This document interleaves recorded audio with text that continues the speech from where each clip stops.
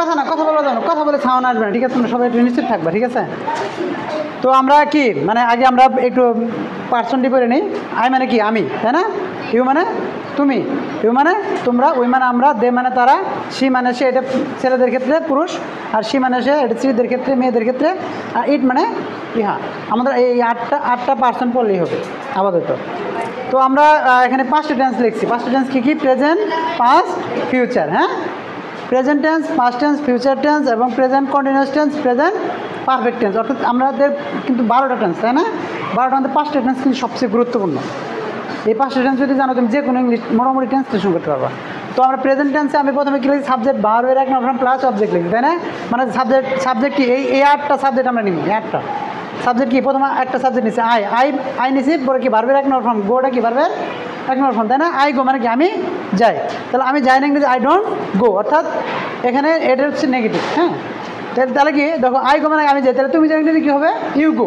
তাহলে তুমি যাও না ইংরেজি হবে ইউ ডোন্ট গো। এখানে আমরা যদি উই নেই তাহলে উই গো মানে কি আমরা যাই, তাহলে উই ডোন্ট গো মানে কি আমরা যাই না। আচ্ছা দে যদি নেই আমরা তাহলে দে গো তারা যায়, তাহলে তারা যায় না ইংরেজি দে ডোন্ট গো, তারা যায় না। আচ্ছা হি সি ইটের ক্ষেত্রে আমরা একটু ব্যতিক্রম। হি সি ইট হলো থার্ড পার্সন সিঙ্গুলার, যে কারণে কি হির ক্ষেত্রে আমরা কি নেব? হি গোজ, অর্থাৎ থার্ড পার্সন সিঙ্গুলার কারণে এস বাই এস যোগ হবে। যেহেতু এখানে ভাওয়াল আছে সেহেতু এখানে কী হবে? ইয়েস আসবে। তাহলে সি গোজ, সে যায়, সে যায় না ইংরেজি হি ডাজ নট গো। এখানে কি ডাজ নট কথার ব্যবহার করতে হবে। মার্কারটা করে রাখলাম। আচ্ছা, এখানে হি ডাজ নট কথার ব্যবহার করতে হবে, ডাজ নট। অর্থাৎ এটা থার্ড পার্সন সিঙ্গুলার ক্ষেত্রে হি ডাজ নট গো। তাহলে সে যায়, সি ডাজ নট, সে যায় হি গোজ, সে যায় না হি ডাজ নট গো। তাহলে ইহা যায় ইংরেজি কি? ইট গোজ। কথা বলবো না, ইট গোজ, ইহা যায় না ইংরেজি কি? It does not go. এটা কি present indefinite tense. Present indefinite টেন্সটা আমরা এইভাবে পড়বো। তো প্রেজেন্ট ইনডিফিনিট টেন্সের পর আমরা কি শিখবো? আমরা কিন্তু প্রেজেন্ট কন্টিনিউয়াস টেন্স শেখার কথা ছিল, তাই না? আমরা প্রেজেন্ট কন্টিনিউয়াস টেন্সটা না শিখে আমরা শিখবো কি? Present indefinite tense. আমরা পাস্ট ইনডিফিনিট টেন্স শিখি। পাস্ট ইনডিফিনিট টেন্সের গঠন হলো কি? প্রথম সাবজেক্ট, ভার্বের 2 নম্বর ফর্ম, ভার্বের কি ভার্ব অবজেক্ট, তাই না?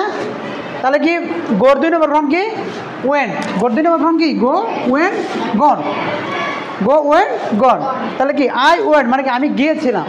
আই ওয়েন্ট মানে কি আমি গিয়েছিলাম। আমি যাই না ইংরেজি হবে আই ডিড নট গো। আমি যাই নাই কথাটা হবে এখানে। আমি গিয়েছিলাম না, এরকম না, এইভাবে আমরা না বলে আমরা বলুন কি আই ওয়েন্ট, আমি গিয়েছিলাম, আই ডিড নট গো, আমি যাই নাই। তাহলে তুমি গিয়েছিলে, ইউ ওয়েন্ট, তুমি গিয়েছিলে, তুমি যাও না, ইউ ডিড নট গো, তুমি যাও নাই। আমরা গিয়েছিলাম, উই ওয়েন্ট, আমরা গিয়েছিলাম। আমরা পার্সন এই 8টা পার্সনে নিয়ে আসি এখানে, এই 8টা পার্সন এখানে আমরা ব্যবহার করে দিই একটু। তাহলে উই ওয়েন্ট মানে কি আমরা গিয়েছিলাম, উই ডিড নট গো, আমরা যাই নাই। তারা গিয়েছিল, দে ওয়েন্ট, তারা গিয়েছিল, তারা যায় না, দে ডিড নট গো। এখানে কিন্তু ভার্বের 1 নম্বর ফর্ম চলে আসছে। আবার নেগেটিভের ক্ষেত্রে গোটা কি ভার্বের 1 নম্বর ফর্ম না? এখানে 1 নম্বর ফর্ম চলে আসছে। এখানে কি আমরা সবগুলোই পার্সন এখানে নিয়ে আসি। 8টা পার্সন আমি এখানে লিখে দিচ্ছি। 8টা পার্সন কিন্তু খুবই গুরুত্বপূর্ণ। আমরা যখন ইংরেজি শিখতে যাবো আমাদের এই 8টা পার্সন কিন্তু জানতে হবে, অর্থাৎ এই 8টা পার্সন সাবজেক্ট হিসেবে আসবে। ইট বলতে সকল পার্সনকে বোঝায়, ইট বলতে সকল কিছুকে বোঝায়, ঠিক আছে? সকল কিছুকে ইট বলতে সকল কিছুকে বোঝায়। তাহলে আমরা যখন হি যদি নিয়ে আসি আমরা, তাহলে সি, অর্থাৎ হি ওয়েন্ট, সে গিয়েছিল, হি ডিড নট গো, সে যায় নাই।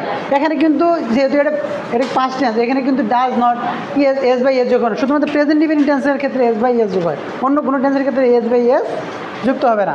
এটা হলো তাহলে দেখো, তাহলে ইহা যায় ইংরেজি ইট ওয়েন্ট, ইহা গিয়েছিল, ইট ডিড নট গো, ইহা যায় নাই, এভাবে হবে। ওকে, তারপর দেখো ফিউচার টেন্সের গঠনটা প্রথমে আমাদের জানতে হবে। হ্যাঁ, কথা বলবো না, স্টপ। ফিউচার টেন্সের গঠন আমাদের জানতে হবে কি? প্রথমে সাবজেক্ট শ্যাল উইল, ভার্বের 1 নম্বর form plus object. Shall will বলতে এখানে এর সাবজেক্টের ভার্ব শ্যাল উইল, অর্থাৎ সাবজেক্ট বলতে আমরা 8টা সাবজেক্ট কিনব না, তাই না? 8টা সাবজেক্ট আমরা প্র্যাকটিস করবো। তাহলে আই শ্যাল গো মানে কি আমি যাব। তাহলে আমি যাবো ইংরেজি কি? আই শ্যাল নট গো, আমি যাব না। তাহলে তুমি যাবে ইংরেজি কি?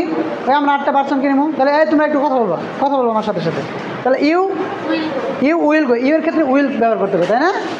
এর ক্ষেত্রে উইল ব্যবহার করতে হবে। এই কী ব্যাপার, অন্য মনোযোগ হোক কেন তোমরা, কী ব্যাপার, সমস্যা কি? এখানে খেয়াল করো। তাহলে আই শ্যাল গো, আমি যাব, তুমি যাবে ইংরেজি কি? You will go. আই এবং উইলের ক্ষেত্রে আমরা শ্যাল ব্যবহার করতে পারি, তবে ব্যবহার না করলে কোনো সমস্যা নেই। আমরা যদি উইল ব্যবহার করি কোনো সমস্যা নেই। যেমন আই উইল গো, আমি যাব, সমস্যা নেই, ব্যবহার করা যাবে। তবে এটা আমেরিকানে এখন ওরা উইল ব্যবহার করে, উইশাল কথাটা ব্যবহার করে না। তো আমরা আই উইল গো আমরা বলতে পারি, কোনো সমস্যা নেই। তাহলে আই শ্যাল গো, আমি যাবো, আই শ্যাল নট গো, যেহেতু বাংলাদেশে এটা যেহেতু এখনো শ্যাল ব্যবহার করে, এখনো শ্যাল তুলে দেয় নাই তারা, তো শ্যাল আমরা ব্যবহার করবো। তাহলে ইউ উইল গো, তুমি যাবে, you will go, you will not go, তুমি যাবে না। তাহলে সে যাবে, ইংরেজি হি উইল গো, সে যাবে, হি উইল নট গো, সে যাবে না। এটা কি নেগেটিভ, ফিউচারের ক্ষেত্রে নেগেটিভ। এগুলো কি ভার্বের কয় নম্বর ফর্ম? এটা 1 নম্বর ফর্ম, তাই না? গোটা কি ভার্বের 1 নম্বর, তারপরে অবজেক্ট অনেক কিছু আসতে পারে। এটা হলো কি ফিউচার টেন্সের ক্ষেত্রে। এরপর আছে কি present continuous tense. Present continuous tense আমাদের দরকার, ঠিক আছে? যেখানে 5টা সেন্স বেশি মানে প্রয়োজনীয়, যে বেশি ইম্পর্টেন্ট টেন্সটা আমি এখানে লিখছি, যেমন প্রেজেন্ট, পাস্ট এবং ফিউচার, এটা বেশি দরকার পড়ে, এবং প্রেজেন্ট কন্টিনিউয়াস টেন্স দরকার পড়ে, এবং প্রেজেন্ট পারফেক্ট টেন্স দরকার পড়ে আমাদের বেশি বেশি। তো দেখো প্রেজেন্ট কন্টিনিউয়াস টেন্সের গঠনটা আমি লিখে দিয়েছি এখানে, সাবজেক্ট এমিজার প্লাস ভার্বের 1 নম্বর ফর্ম আইএনজি যুগ প্লাস অবজেক্ট। আমাদের টেন্স না জানলে কিন্তু, টেন্সগুলি যদি না জানো ঠিক মতো, তাহলে কিন্তু তোমরা পারবে না। তারা টেন্সের গঠনটা আগে ওদের মাথায় রাখতে পারবে সবসময়। সাবজেক্ট এমিজার প্লাস ভার্বের 1 নম্বর ফর্ম আইএনজি যুগ ভার্বের 1 নম্বর কি অবজেক্ট। তাহলে কি আই লিখছি, অর্থাৎ সাবজেক্ট এখানে আই বলতে এখানে 8টা পার্সেন্ট তুমি মনে মনে ধরে নেবা। আই এম গোয়িং মানে কি আমি যাইতেছি, তাহলে আমি যাইতেছি ইংরেজি কি আই এম গোয়িং, তাহলে আমি যাইতেছি না, আই এম নট গোয়িং, তাই না? তাহলে তুমি যাইতেছে you are going, and I you we they, এই যে আমি লিখে দিচ্ছি ইউ উই দে, অর্থাৎ এই চারটার ক্ষেত্রে আমরা আর ব্যবহার করবো। আই এম গোয়িং, আমি যাইতেছি, তাহলে ইউ আর গোয়িং, তুমি যাইতেছো, তাহলে তুমি যাইতেছি ইংরেজি কি ইউ আর গোয়িং, আমরা যাইতেছি উই আর গোয়িং, তারা যাইতেছে দে আর গোয়িং, সে যাইতেছে he is going. He she এটার ক্ষেত্রে আমরা হি সি ইট হলে 3rd person singular, he she it বলতে সকল পার্সন বোঝায়। যেমন ধরো করিম যেতেছে, করিম ইজ গোয়িং, হ্যাঁ, এখানে করিমের বাবা যেতেছে, করিমস ফাদার ইজ গোয়িং, হ্যাঁ। তো অর্থাৎ এখানে পার্সন বলতে এখানে সকল পার্সনকে বোঝাইতেছে, হ্যাঁ। ইট বলতে সকল কিছুকে বোঝায়, গরু ছাগল বেড়া যা কিছু বলো, এখানে ইট বলতে সকল কিছু বোঝায়। তো এখানে আই এম গোয়িং, আমি যাইতেছি, তাহলে তুমি যাইতেছি ইংরেজি ইউ আর গোয়িং, আমরা যাইতেছি উই আর গোয়িং, তারা যাইতেছে দে আর গোয়িং, সে যাইতেছে শি ইজ গোয়িং, সে যাইতেছে শি ইজ গোয়িং। তাহলে আমি যাইতেছি আই এম গোয়িং, আমি যাইতেছি না আই এম নট গোয়িং, তাহলে তুমি যাইতেছি ইউ আর গোয়িং, তুমি যাইতেছো না ইউ আর নট গোয়িং, আমরা যাইতেছি উই আর গোয়িং, আমরা যাইতেছি না উই আর নট গোয়িং, তারা যাইতেছে দে আর গোয়িং, তারা যাইতেছে না দে আর নট গোয়িং, সে যাইতেছে হি ইজ গোয়িং, সে যাইতেছে না শি ইজ নট গোয়িং। এর গোর জায়গায় যদি আমরা ইটিং দিই, ইট কথাটা বসাই দিই, তাহলে আই এম ইটিং, আমি খাইতেছি ইংরেজি কি আই এম ইটিং, তুমি খাইতেছে ইউ আর ইটিং, আমরা খাইতেছি উই আর ইটিং, তারা খাইতেছে দে আর ইটিং, সে খাইতেছে শি ইজ ইটিং, সে খাইতেছে শি ইজ ইটিং, করিম খাইতেছে করিম ইজ ইটিং। অর্থাৎ হি সিটার ক্ষেত্রে আমরা ইজ ব্যবহার করি, তাই না? আচ্ছা, এখানে গোর জায়গায় আমরা প্লে বসাই দিই, প্লে মানে কি খেলা করা, আই এম প্লেইং, আমি খেলতেছি, তাহলে তুমি খেলতেছি ইংরেজি কি ইউ আর প্লেইং, আমরা খেলতেছি ইংরেজি কি উই আর প্লেইং, তারা খেলতেছে ইংরেজি কি দে আর প্লেইং, সে খেলতেছে ইংরেজি কি শি ইজ প্লেইং, সে খেলতেছে ইংরেজি কি শি ইজ প্লেইং, হ্যাঁ। করিম খেলতেছে করিম ইজ প্লেইং, করিমের ক্ষেত্রে আমরা 3rd পারসন সিঙ্গুলার ক্ষেত্রে ইজ ব্যবহার করি আমরা, ঠিক আছে। এবং ইউ উইদের ক্ষেত্রে আমরা কী করবো, আর কথাটা ব্যবহার করবো। এটা হলো প্রেজেন্ট কন্টিনিউয়াস টেন্সের ক্ষেত্রে। আবার দেখো প্রেজেন্ট পারফেক্ট টেন্সের গঠনটা একটু দেখে নাও তোমরা। প্রেজেন্ট পারফেক্ট টেন্সের গঠনটা এইভাবে হবে, প্রথম সাবজেক্ট হ্যাভ হ্যাজ, তারপর ভার্বের V3, অর্থাৎ V3 বলতে ভার্বের 3 নম্বর ফর্ম, এখানে পাস্ট পার্টিসিপেল ফর্ম, যদিও আমরা এই কথাটা না বলি, আমরা ভার্বের 3 নম্বর, অর্থাৎ ভার্বের present form, past form, past participle form, মানে আমি ওইভাবে বলি না, ভার্বের 1 নম্বর ফর্ম, 2 নম্বর, 3 নম্বর লাস্ট ফর্মটা আর কি। যাই হোক, তারপর অবজেক্ট। তাহলে আই হ্যাভ গন মানে কি আমি গিয়েছি, উচ্চারণটা লাস্টে কী হবে আমাকে দেখতে হবে, আই হ্যাভ গন মানে আই হ্যাভ প্লাস ভার্বের 3 নম্বর ফর্ম আছে, উচ্চারণটা লাস্ট হবে গিয়েছি। তো আই হ্যাভ গন মানে আমি গিয়েছি, আই হ্যাভ নট গন আমি যাইনি, নি কথাটা হবে। কিন্তু এখানে দেখো, এখানে কিন্তু আমি লিখছিলাম এই যে দেখো যায় নাই, এটা কি পাস্টের ক্ষেত্রে যায় নাই, এটা হলে যায়নি, এটার মধ্যে কিন্তু অনেক পার্থক্য আছে, একটা যায়নি আর একটা যায় নাই, এর মধ্যে অনেক পার্থক্য আছে। তাহলে দেখো আই হ্যাভ গন মানে আমি গিয়েছি, আই হ্যাভ নট গন আমি যাই নাই, তাহলে তুমি গিয়েছো ইউ হ্যাভ গন, তুমি যাও না ইউ হ্যাভ নট গন, আমরা গিয়েছি উই হ্যাভ গন, আমরা যাই না উই হ্যাভ নট গন, তারা গিয়েছে দে হ্যাভ গন, তারা যায় না দে হ্যাভ নট গন, সে গিয়েছে he has gone, he she ইটের ক্ষেত্রে হি সি ইট, এই 3টার ক্ষেত্রে কী ব্যবহার করবো না, হ্যাজ কথাটা ব্যবহার করবো। তাহলে আই হ্যাভ গন আমি গেছি, আই হ্যাভ নট গন আমি যাই না, ইউ হ্যাভ গন তুমি গেছো, ইউ হ্যাভ নট গন তুমি যাও নয়, সে গেছে হি হ্যাজ গন, সে যায় নাই, হি হ্যাজ নট গন, তাহলে ইহা গিয়েছে it has gone, it has not gone, ইহা যায় নাই। তাহলে করিম গেছে, Karim has gone, Karim has gone to market, Karim মার্কেটে গেছে, Karim has not gone to market, Karim মার্কেটে যায় না। অর্থাৎ হ্যাজ কথাটা ব্যবহার করবো থার্ড পারসন সিঙ্গুলার হলে। কথাটা বোঝা গেল? তো প্রত্যেকটা টেন্সেরই আবার তোমার এই ডাব্লিউএস কোশ্চেন আছে। ডাব্লিউএস কোশ্চেন তোমাদের দিয়েছিলাম কি what, when, where, why, how, এভাবে ডাব্লিউএস কোশ্চেন দিছিল না? প্রত্যেকটা টেন্সকে কিন্তু আবার ডাব্লিউএস কোশ্চেন দিয়ে আমাদের পড়তে হবে। কারণ ডাব্লিউএস কোশ্চেন দিয়ে পড়তে হলে পৃথিবীতে দুই ধরনের কথা থাকে, একটা হলো প্রশ্ন করা এবং প্রশ্ন উত্তর দেয়। তোমার সাথে কারোর সাথে দেখা হলে তোমাকে কি প্রথমে আমরা প্রশ্ন দিকে এই তুমি কই যেতেছো এরকম বলি না? যে কারণে আমাদের প্রশ্ন করা শিখতে হবে। প্রশ্ন করা শিখতে হলে আমরা ইংরেজি ভালো করতে পারবো। এখন তুমি শুধুমাত্র বিবৃতি দিবে, স্টেটমেন্ট দিবে, তাহলে হবে না। যেমন আমি কথা বলতেছি, কথা বলেই গেতেছি, তোমাকে কিন্তু প্রশ্ন করবে। কারণ তুমি প্রশ্নটা কীভাবে করো? প্রশ্নটা করার জন্য আমরা 5টা টেন্সকে আমরা প্রশ্ন করতে পারি। আমি প্রেজেন্ট দেখো, এদিকে প্লিজ দেখো, প্রেজেন্ট ইনডিফিনিট টেন্সটা আমরা এখানে লিখছি, একটু দেখো। যেমন আই গো মানে কি আমি যাই, ওই যে ওখানে লিখছিলাম আই গো মানে আমি যাই। আই ডোন্ট গো মানে কি আমি যাই না। তাহলে তুমি যে ডু আই গো আমি কি যাই, প্রশ্ন করতেছি ডু আই গো আমি কি যাই, ডোন্ট আই গো আমি কি যাই না, মানে এটা কি ইয়েস নো কোশ্চেন। এই দুইটা হলো ইয়েস নো কোশ্চেন। এখানে তুমি হ্যাঁ এবং না দিয়ে প্রশ্ন দিতে, তুমি ডু ইউ গো তুমি কি যাও, হ্যাঁ, ডোন্ট ইউ গো তুমি কি যাও না, না, উত্তর শেষ। এখানে আমরা যখন এই ডাব্লিউএস কোশ্চেনগুলো ব্যবহার করবো তখন আমাদের উত্তর প্রশ্নগুলো কেমন হবে? যেমন হোয়াট ডু আই গো আমি কি যাই, হোয়াট ডোন্ট আই গো আমি কি যাই না। এখানে আমরা যদি তাহলে আয় থেকে যদি ইউ বসাই, ইউ কথাটা বসাই, একটু খেয়াল করো, তাহলে কি ইউ গো মানে কি কথা বলবো না, পিছনে একদম কথা বলবো না, একদম কথা বলবো না, ঠিক আছে? আমার ক্লাসে কোনো কথা বলবো না, বলে দিলাম। ইউ গো মানে কি তুমি যাও, নাকি আই গো মানে কি আমি যাই? ইউ গো মানে কি তুমি যাও। তাহলে তুমি যাও না ইংরেজি ইউ ডোন্ট গো, তুমি যাও না। ডু ইউ গো অর্থাৎ আয়ের জায়গায় কিন্তু আমরা এখানে ইউ বসাবো, তাই না? আয়ের জায়গায় কী বসাবো? ইউ। কারণ আই দিয়ে তো আর প্রশ্ন হইতেছে না, সেন্সিবল প্রশ্ন হইতেছে না, যে কারণে আমরা ইউ বসাবো। তাহলে ডু ইউ গো তুমি কি যাও, ডোন্ট ইউ গো তুমি কি যাও না। হোয়াট ডু ইউ গো অর্থাৎ আয়ের জায়গায় আমরা আই আর মনে মনে থাকে, এখানে সমস্যা নেই। আয়ের জায়গায় আমরা কী বলবো? ইউ বলবো। তাহলে কি হোয়াট ডু ইউ গো তুমি কি যাও, হোয়াট ডোন্ট ইউ গো তুমি কি যাও না, হোয়েন ডু ইউ গো তুমি কখন যাও, আয়ের জায়গায় আমরা ইউ নেব। তাহলে হোয়েন ডোন্ট ইউ গো তুমি কখন যাও না। হোয়ার মানে কি কোথায়, হোয়ার ডু ইউ গো অর্থাৎ হোয়ারের ক্ষেত্রে তাই হবে, হ্যাঁ, হোয়ারের ক্ষেত্রে তাই। What, when, where, why, how, হ্যাঁ, হাউ, হোম একই আসবে। যেমন হোয়েন ডু ইউ গো তুমি, হোয়েন ডু ইউ গো, হ্যাঁ, হোয়েন ডু ইউ গো মানে তুমি কখন যাও, হোয়েন ডোন্ট ইউ গো তুমি কখন যাও না। হোয়াট ডু ইউ গো তুমি কোথায় যাও, হোয়াট ডোন্ট ইউ গো তুমি কোথায় যাও না। তারপরে কি হোয়াই আছে, হ্যাঁ, হোয়াই ডু ইউ গো তুমি কেন যাও, হোয়াই ডোন্ট ইউ গো তুমি কেন যাও না। কি হোম, হাউ আছে, হাউ ডু ইউ গো তুমি কীভাবে যাও, how do you go to market তুমি কীভাবে মার্কেটে যাও, how don't you go to market তুমি কীভাবে মার্কেটে যাও না। তারপরে দেখো হোম আছে, হোম মানে কি কাকে। এখানে হোমের ক্ষেত্রে আমরা প্রিপোজিশন ব্যবহার করে বাক্যগুলো সেন্সিবল করতে হবে। যেমন বাই ব্যবহার করতে হবে, উইথ ব্যবহার করতে হবে। By whom with you go তুমি কার সাথে যাও, by whom with you go to market তুমি কার সাথে মার্কেটে যাও, by whom with you not go to market তুমি কার সাথে মার্কেটে যাও না। এখানে আমরা ব্যবহার করতে পারি। হোর ক্ষেত্রে একটু হোর ক্ষেত্রে কিন্তু হবে এখানে, যেহেতু হো মানে কি এখানে ব্যক্তিকে চাওয়া হয়েছে, পার্সনকে চাওয়া হয়েছে, তাই না? হো দ্বারা কি ব্যক্তিকে চাওয়া হয়েছে, হো মানে কি কে বা কারা, তাই না?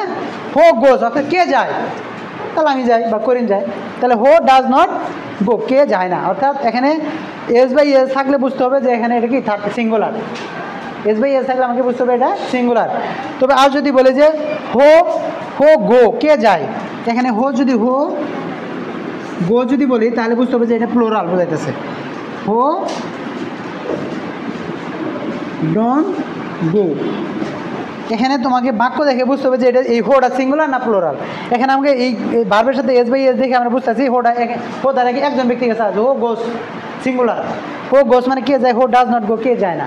আর হো গো যদি থাকে তাহলে বুঝতে হবে হো গো মানে কে কারা যায়, হো ডোন্ট গো কারা যায় না।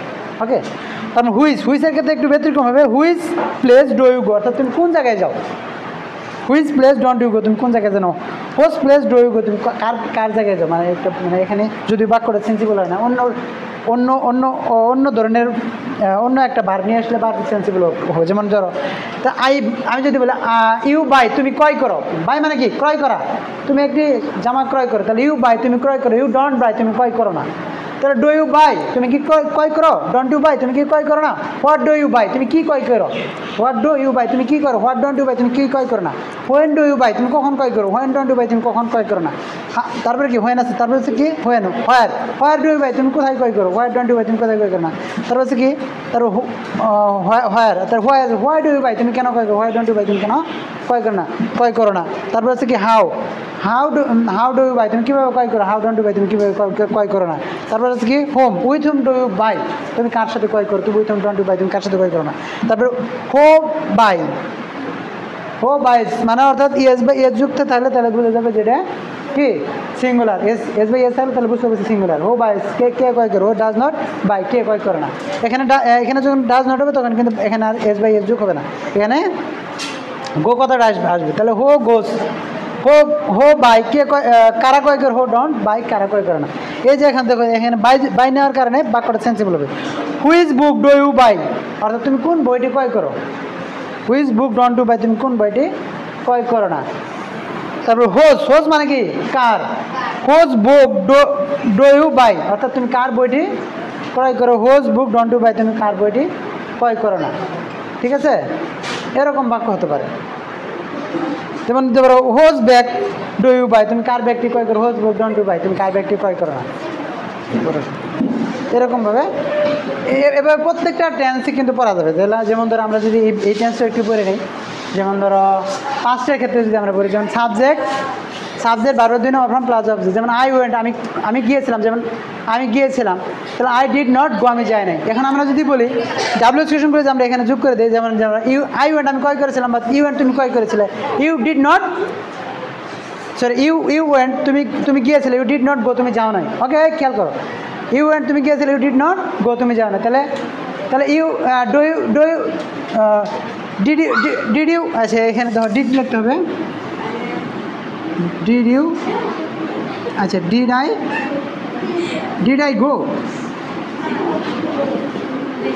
ডিড নট আই গো আমি কি আমি কি যাই নাই। অর্থাৎ দেখো আমরা যদি ইউ দিয়ে বললে বাক্যটা সেন্সিবল হবে। তাহলে ইউ ওয়েন্ট তুমি গিয়েছিলে, ইউ ডিড নট গো তুমি যাও নাই, ডিড ইউ গো তুমি কি গিয়েছিলে, ডিড নট ইউ গো তুমি কি যাও নাই। এখানে আমরা ডাব্লিউ এক্সপ্রেশন দিব, আমরা ডাব্লিউ এক্সপ্রেশন এখানে ব্যবহার করব, কারণ ওই যে এখানে ডাব্লিউ এক্সপ্রেশন আমরা ব্যবহার করছি প্রেজেন্ট ডিফিনিট টেন্সের ক্ষেত্রে যেভাবে। তাহলে হোয়াট ডিড ইউ গো তুমি কি গিয়েছিলে, what did not you go তুমি কি জানো, এই কথা বলবো না, এটা কিন্তু পাস্ট টেন্সের ক্ষেত্রে। হোয়েন ডিড ইউ গো তুমি কখন গিয়েছিলে, when did not you go তুমি কখন যাও না। হোয়াট ডিড ইউ গো তুমি কোথায় গিয়েছিলে, what did not you go তুমি কোথায় যাও নাই। হোয়াট ডিড ইউ গো তুমি কেন গিয়েছিলে, what did not you go তুমি কেন জানো। তারপর হয় হাউ ডিড ইউ গো তুমি কীভাবে গিয়েছিলে, how did not you go তুমি কীভাবে যাও না। এটা হলো পাস্টের ক্ষেত্রে। ফিউচারের ক্ষেত্রে ঠিক একই সিস্টেম হবে, ডাব্লিউ এস কোশ্চেন এখানে সাবজেক্টের লাভটা কি আগে চলে আসবে, will I will you go, will